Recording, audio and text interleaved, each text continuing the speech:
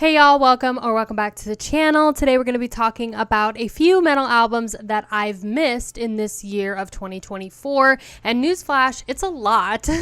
There are so many new albums that have come out this year and so many that I have not mentioned on my channel. I'm starting to catch up, as you have seen with some of my recent videos, but there's still a ton that I haven't talked about, so we're going to rectify that with this video today. Now, there is one album I'm not going to be mentioning in this video because I'm saving it for a deep dive in December, and that is Banished by Sin by Deicide. So, you know, if you're wondering what my thoughts are on that, I do have the vinyl. I have shown it on my channel, but I'm not going to mention it in this video. Go ahead and kick off here with number one, which is For A Cowboy and their new album Moon Healer. This came out in February 2024, and I will have to say that this album definitely surprised me. This was the first For A Cowboy album that I've ever listened to, and I thought it was a really great listening experience. There was a lot that this album had to offer. It wasn't too melodic, it wasn't too proggy, it had some really great riffs, and I felt like the main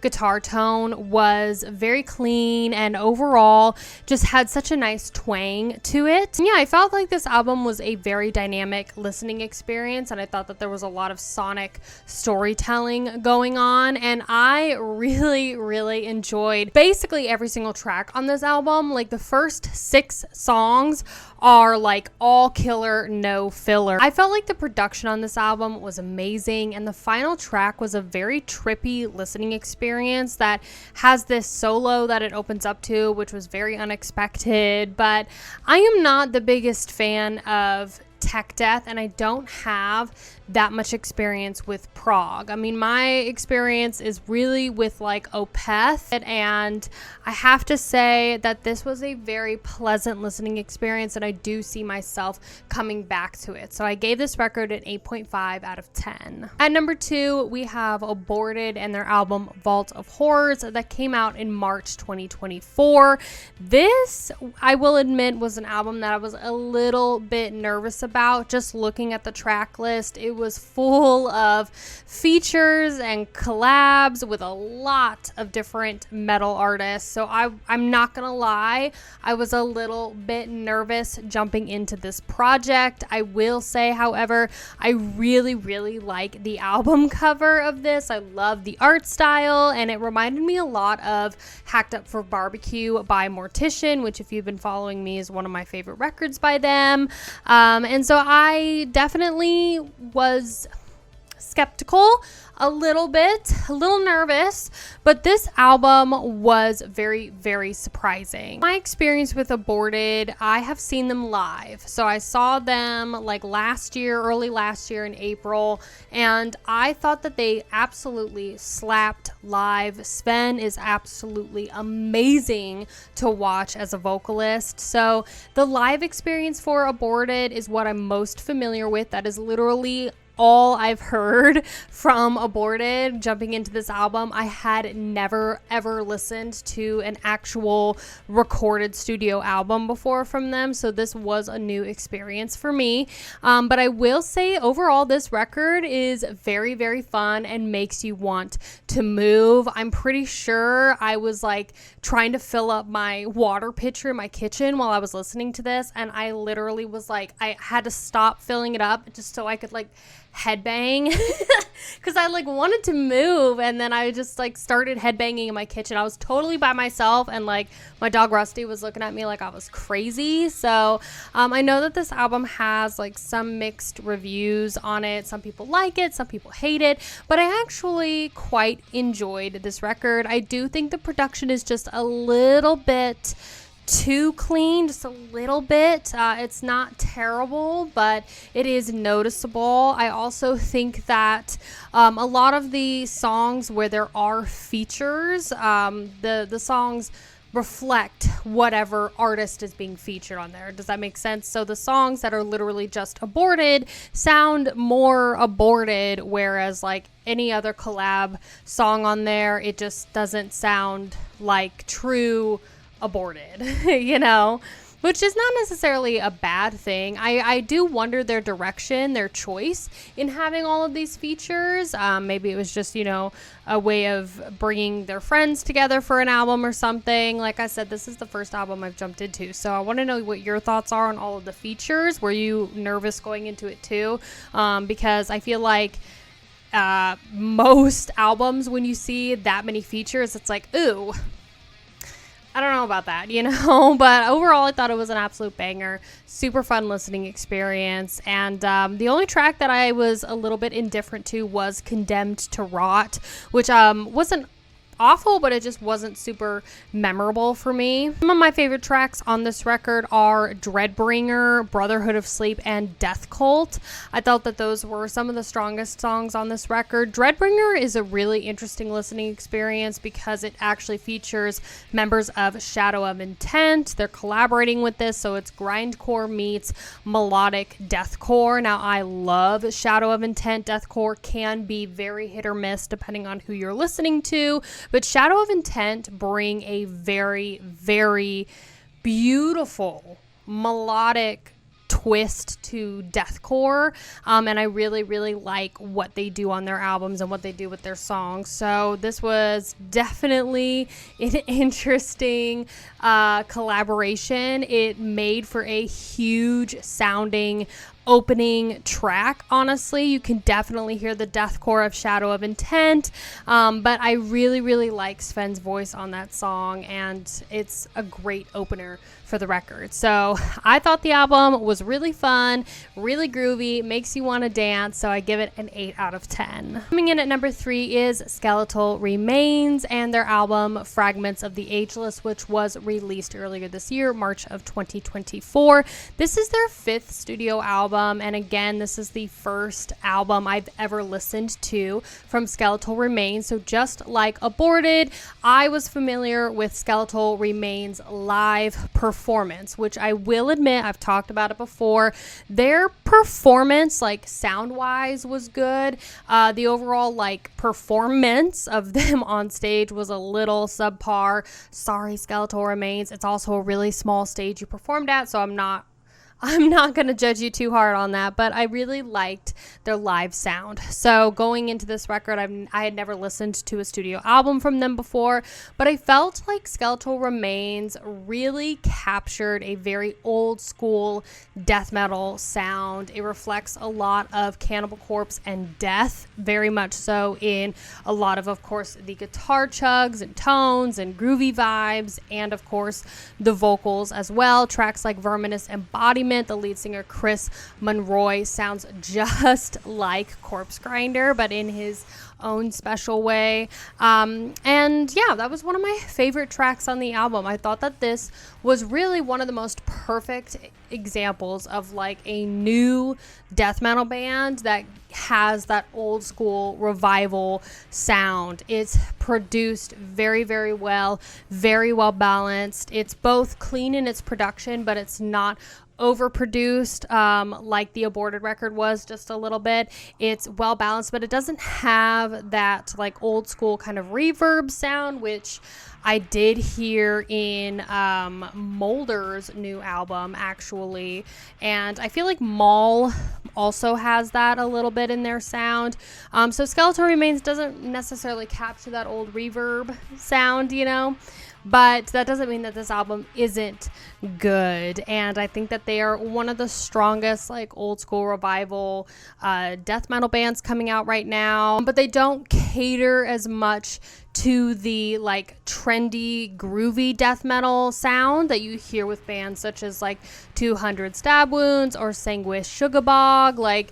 Not saying that it's a bad thing, but obviously those have a lot of groove to them, and they're a little bit more bouncy in a way, and I feel like some people are iffy on both of those bands, but Skeletal Remains, they don't have that, and they have more of that old school sound, which I really like. So this was an absolute banger, and they have a track on here called Forever in Sufferance that has a bass solo. And y'all know how I feel about bass solos and drum solos being featured in this. We don't get enough of them. So thank you, Skeletal Remains, for giving us a bass solo. So I really enjoyed this album. I would give it an 8 out of 10. Number 4 is Judas Priest and their album Invincible Shield, which was also released in March of 2024. Now, I will be the first to tell you, okay, that I am not the most familiar with Judas Priest. Just like most of these artists on this list, I have really only listened to a couple of their songs and like one full album. I listened to Painkiller on my Patreon, which is arguably one of their best records to date in their entire discography. But Judas Priest, we know them. I mean, they're OGs. They've been in the industry for literal decades. And one thing I'm realizing about Judas Priest is that Rob Halford could literally, Rob Halford could sing circles around some of these modern singers of like literally any genre. For somebody that's like over 70 years old, oh my God, does he sound so fantastic on this record. I have to say that this album is produced very well and it's so incredibly fun, and I just wanted to get up and dance and just listen to this over and over again. It really captures this old school heavy metal sound, which obviously, you know, Judas Priest basically created the old school heavy metal sound, right? But for them to be able to still bring the fun and the grooves and bring that classic heavy metal vibe that we love in a modern day album after decades of being in the industry, that's very, very impressive, because there's some old school bands that are not able to recreate that power, and Judas Priest just did, and it seemed so effortless. Like literally the beginning track on this album, the opening riff is mind-blowing. It's so good. I was walking my dog listening to this. I put the first song on and I was like, holy shit. Like I just wanted to like dance in a bar with a drink, girl, in my leather pants. Like that was the vibe. So I can't express to you how much fun this album is. Like I said, the production is great, the guitar tone is great, Rob Halford sounds amazing. He's still able to hit those highs. Now it does lose a little bit of steam, I will be honest, on the latter half of the record, which I'm not really judging it too hard or surprised really at all, because I feel like that's the story with most albums. Like I feel like the last like 2 or 3 songs are like okay, you know. I don't know if I would necessarily go back to them, but that certainly does not mean that this record is like boring or a flop or anything. Like I mean, the track list is great. You could listen to this over and over again all the way through. It's great. So I would still rank this pretty high at like an 8.5 out of 10. Coming in at number 5 is going to be 6 Feet Under and their album Killing for Revenge, which came out in May 2024. Now, I've talked about this album once or twice in my Metal Monday streams, and I did do an entire discography dive into 6 Feet Under. I listened to all 17 albums, including all of the Graveyard Classic records. So if you want to see my thoughts on their entire discography, I'll link their video to this one. But I did mention this new album, and I know that, you know, 6 Feet Under is kind of a polarizing band. A lot of people hate on this band, whether you agree it's deserved or not. They're a goofy band, okay? 6 Feet Under is a goofy band. I think we can all agree with that because of Chris Barnes's voice. He just did not take care of his vocals whatsoever, and he is very well known for his high E's, right? So going into this record, I didn't really know what to expect, because obviously the album previously to this is Nightmares of the Decomposed, which is arguably, okay, one of my favorite records because of how bad it is, to the point where I want to buy a physical copy just to just for my feels, just to have it. It's not a good record by any means, but going into Killing for Revenge, I didn't know what to expect, because I was like, ooh, are we gonna get the same type of like production and I mean, Nightmares of the Decomposed is just bad. It's bad in like every single way, from like the instrumentation to his voice to everything. Like it's really bad. Killing for Revenge, okay, I think it's a decent addition to their catalog, okay? I know people are going to hate on this record and have hated on it. It's not that bad. Honestly, it's not that bad of an album in their catalog. It's significantly better than Nightmares of the Decomposed. And one of my favorite things about this record, and why I think it's actually really decent, is because Chris Barnes just completely avoided doing the high E's. Like, they're literally non-existent on this record. Now, his lows are still a bit Cookie Monstery, okay? I will be honest, they're still Cookie Monstery, but I think it's a really good decision to not do those high E's. I think that was a very good call on Chris Barnes's part, whether he, purposely did that to like save his voice or whatever. It was a wise choice. And so I do think the instrumentation on this album is very good, especially the electric guitars, which were performed by Jack Owen, who you may know obviously from Cannibal Corpse. So he did a very, very good job on this record, and I was very pleasantly surprised with Killing for Revenge, because Jack Owen also played on Nightmares of the Decomposed, and we know how that album turned out. So that's why I was a little skeptical about this record. But everybody in the super group that is 6 Feet Under redeemed themselves with this album. So regardless of what people say, this record is still very solid for 6 Feet Under. A very solid album for their catalog. So I give it a 6 out of 10, which is a very good review. Okay? It is a very good review for 6 Feet Under. Another album that I don't see a lot of people talking about, and which is my final pick for this video, coming in at number 6, is Borknagar and their album Fall, which came out in February of this year. Now, I really enjoyed this album. Now, I hadn't really heard about Borknagar until I did my albums coming out in 2024 video, but this was the first album that I had ever listened to from Borknagar, and I thought the listening experience was so divine. It's such a well-produced album. It's beautiful in every single way. It's just balanced very well. A lot of melodic sections, a lot of layered vocals, heavy reverb on a lot of sections with the lead vocalist, and it's just a beautiful sounding record and a great introduction into Borknagar, because